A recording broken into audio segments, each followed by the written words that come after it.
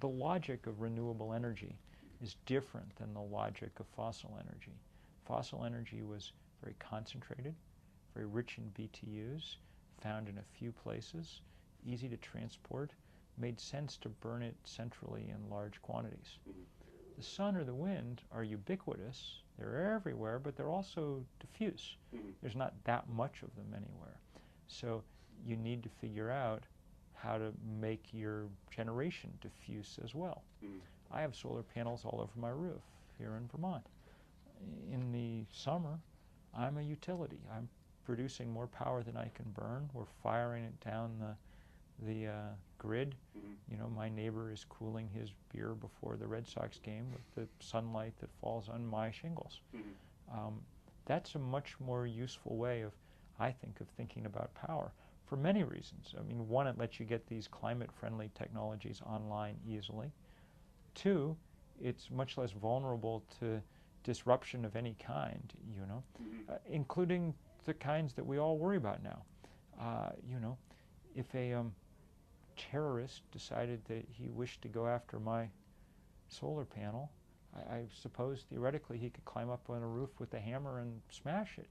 But if he did, it wouldn't, you know, send deadly solar particles drifting out across the countryside. It would be a problem for me, but that would be about it. Right. Okay. I know that most recently the Boston Globe has covered this, and I'm sure it's been covered by other media outlets as well, the Yankee nuclear power plant down in southern Vermont, which is now leaking, I guess, tritium potentially into the groundwater. I understand they say that they have into the Connecticut River now. I think is that right? Pretty clear, yeah.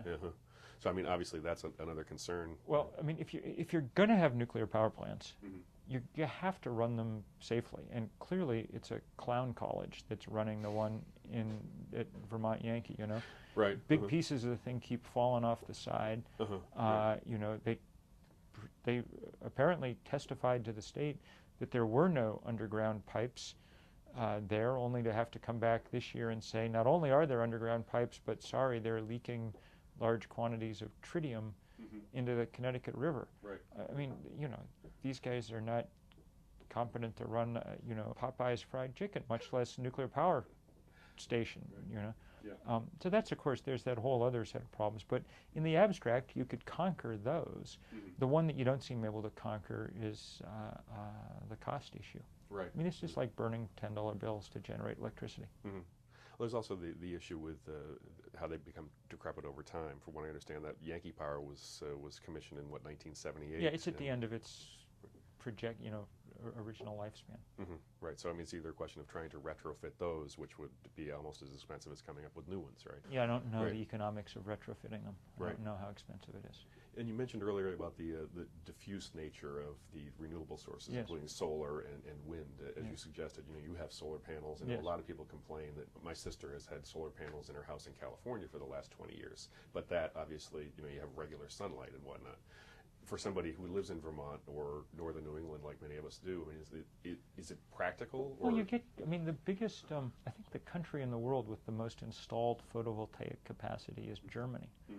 Germany's well to the north of us. Yeah, I think Munich is to the north of like Calgary. I mean, it's very far north. Right. It doesn't get, I mean, it's Wagnerian. It's you know, weather. Right. It's wispy, foggy, cold, dismal a lot of the time.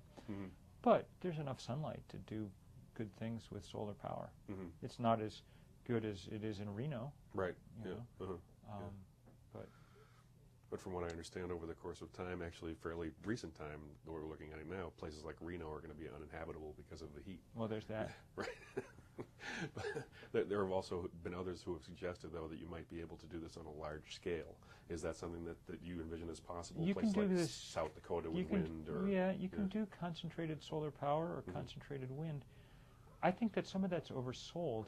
The expense of building lines and the loss of power as you move electrons across them means that there's, even if the wind resource is twice as good in North Dakota as it is in Vermont, you might well be better off doing it in Vermont for Vermont consumption, you know. Right. And in general, you know, I think there's a lot to be said for building local energy systems with local money and local people, I think that's in the end probably a better architecture for this.